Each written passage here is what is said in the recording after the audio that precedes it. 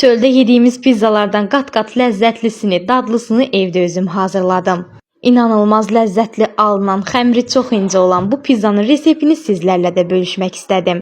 Qaba 1 stəkan yarım ilıq su, 1 xörək qaşığı quru maya və 1 çay qaşığı şəkər tozunu əlavə edib qarışdırırıq. Sonra isə üzərinə 1 çay qaşığı duz, 1 ədəd yumurta, 4 xörək qaşığı duru yağ və 4 stəkan yarım unu əlavə edib ələ yapışmayan yumşaq bir xəmir yoğururuq. Yoğurduğumuz xəmirin üzərini örtüb təxminən 30 dəqiqə kənarda mayalandırırıq. Sos üçün 2 xörək qaşığı mayonez, 1 xörək qaşığı tomat pastası, duz, istiot, pul biber, 2 xörək qaşığı duru yağ və armudu stəkanın yarısından su əlavə edib qarışdırırıq. Mayalanan xəmiri 2 kündəyə ayırırıq. Kündələrdən birini əvvəlcədən yağladığımız soba listinin yerinə yerləşdirərək soba listi ölçüsündə yayırıq.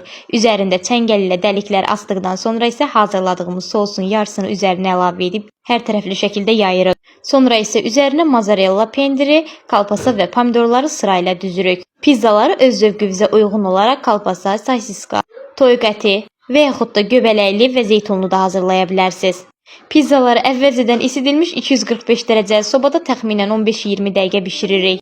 Bu dadı, bu ləzzəti hər biriniz çox sevəcəksiniz. İndidən hazırlayacaq olan hər kəsə nuş olsun. Hələlik!